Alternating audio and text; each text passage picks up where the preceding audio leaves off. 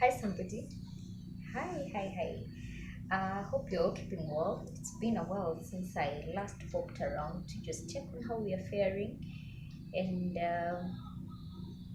today, as I was thinking, I thought to myself, I need to come on and probably encourage somebody and assure them that life is better, life can be better than we think or assume, because many times life is as we create it in our minds, not as it was dispensed to be for us. When God created each one of us, He gave us life and gave it to us in abundance. We are the people who make it good or bad. The Bible says, as a man thinketh, is he, because out of the abundance of our hearts, that's what we create life into, not necessarily what has been dispensed by nature or other forces that make life what it is today. So I want to speak to somebody and I want to talk about finding balance in life. I am not the best probably to talk about this, but I believe I have something that can be beneficial to someone who chooses to use it in a way that benefits them. So, how do we find balance in life?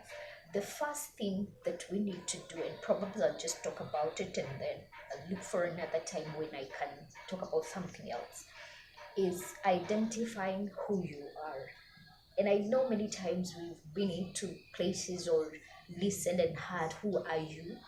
Uh, I would probably say I'm a girl, I'm a woman, I'm Trizah, but that's not who you are. The Bible says that you are a royal priesthood, a chosen generation, called forth to show, to display the beauty of the Lord. So, from the time that God created you, He created you with a purpose. He created you not to come and waste here on earth, but to be productive and to make life a better place than it is already now. So, I want to talk to somebody who feels like life owes you. No, life does not owe you. You owe life. You found life here and you will live it, still being lived by others when you exit, because we are all here on a journey. No one is eternal, only God is.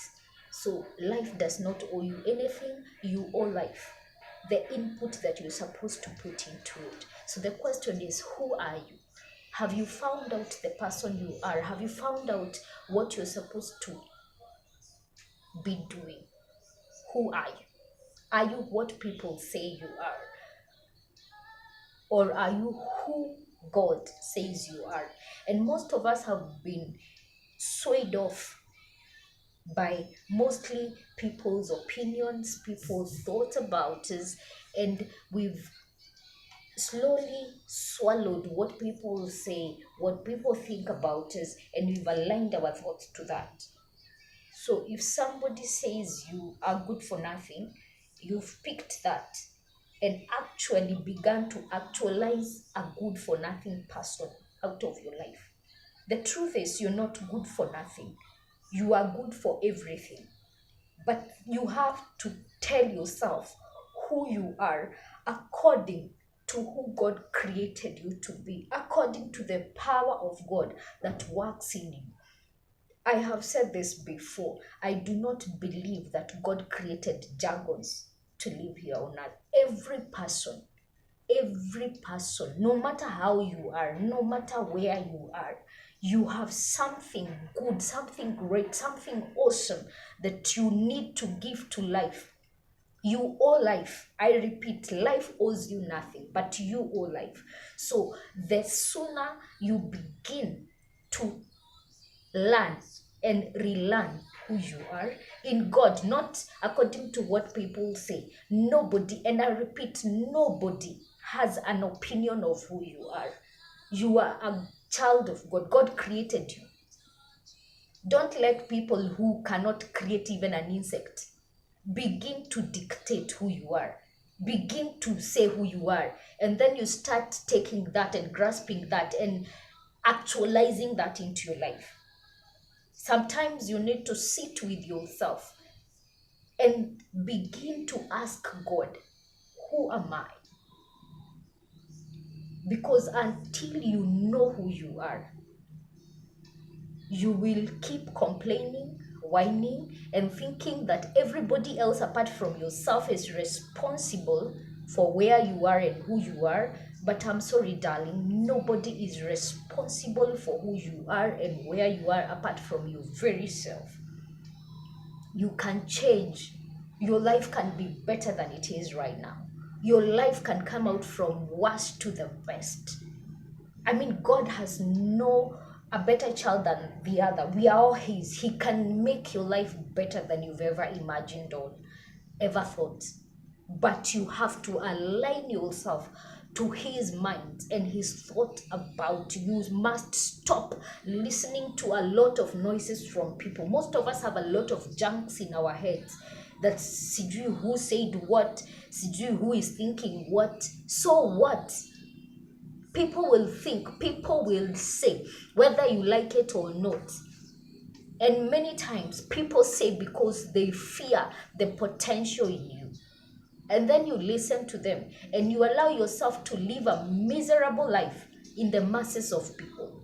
I actually even say, if you allow people to approve of you, they will be the same people who will disapprove of you. And then sit back and say how foolish and stupid you are.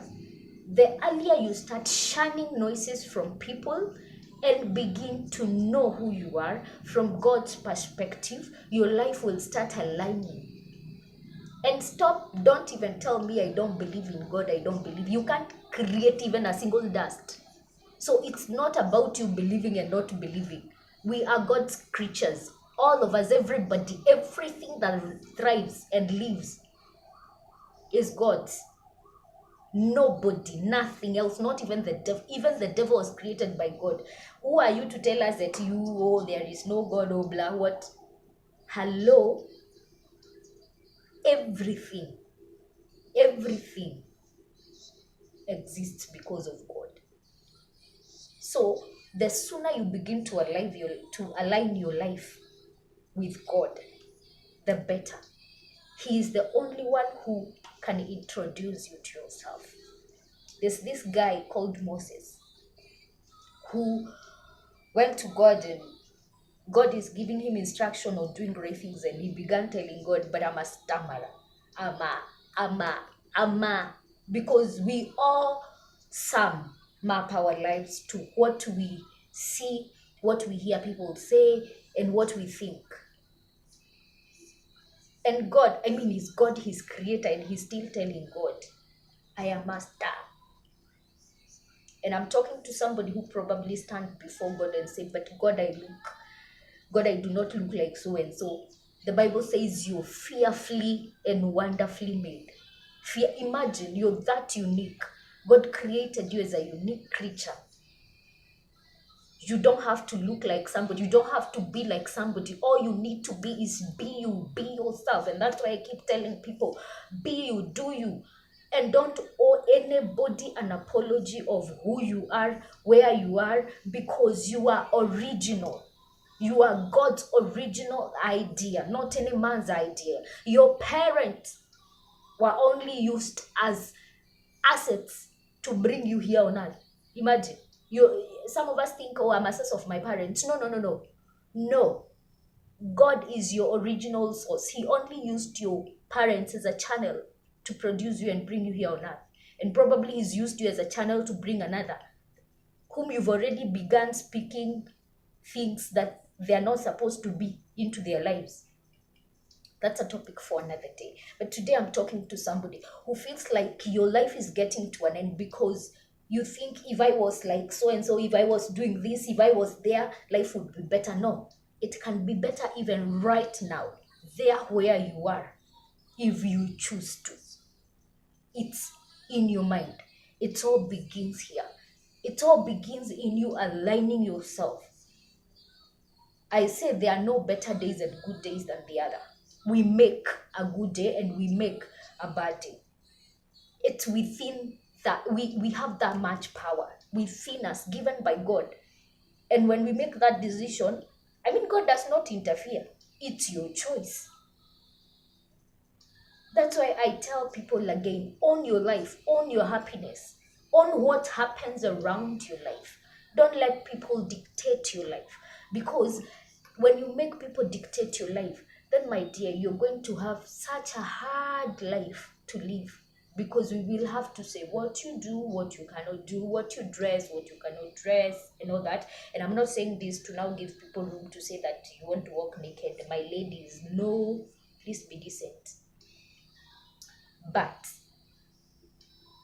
can you have your life? Can you own your life and redeem yourself from the miseries of life? Stop comparing yourself with nobody. You are original. You can you produce that originality? Let the world see the beauty of God through you and in you. Because unless you do that, you will have a long life to live. You will be every day complaining. Nothing will ever work because you always think somebody else has to do ABCD for you to do ABCD. No, darling, you can change it. Your life can be better. And nobody is responsible for your life other than yourself. Nobody. As long as you've grown from a child whose parents are responsible for that child and you're mature enough, you're responsible for your life.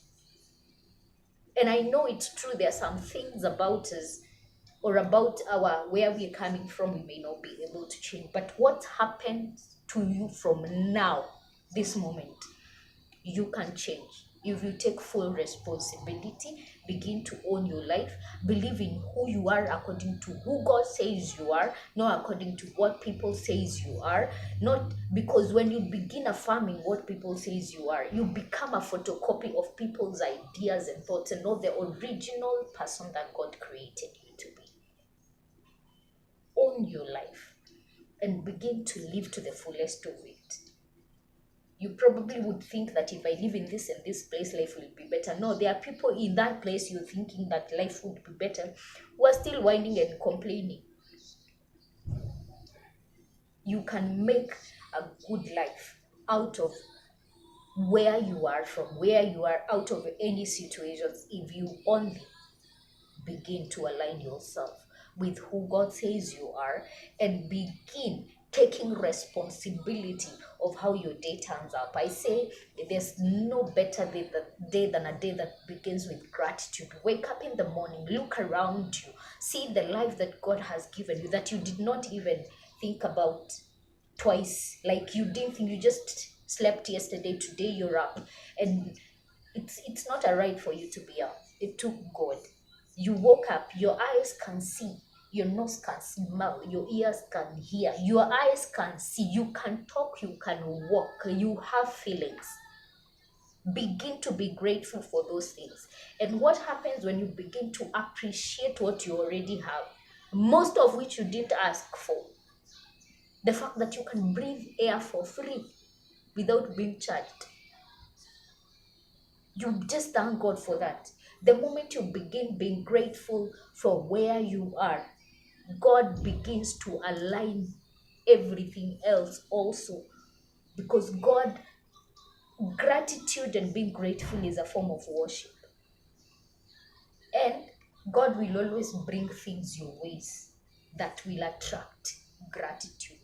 But again, if you wake up in the morning or see what didn't work, what is not working, trust you me, even the devil is awake. He will align things that you will keep complaining about the whole day. So you have a choice to make. Choose if you want a day to be beautiful. Choose if you want your day to be bad. And don't hold anyone responsible apart from yourself, and begin to align yourself to what you want to see in your life. Because life only gives back what you give to it. Every time, every moment, you are sowing a seed. Your thoughts are seeds. Your words are seeds. Your actions are seed. Everything around you is a seed. And what you sow is what you reap. I won't go beyond there. I'll be back another day, praying and trusting God He will grant me another opportunity to talk to us.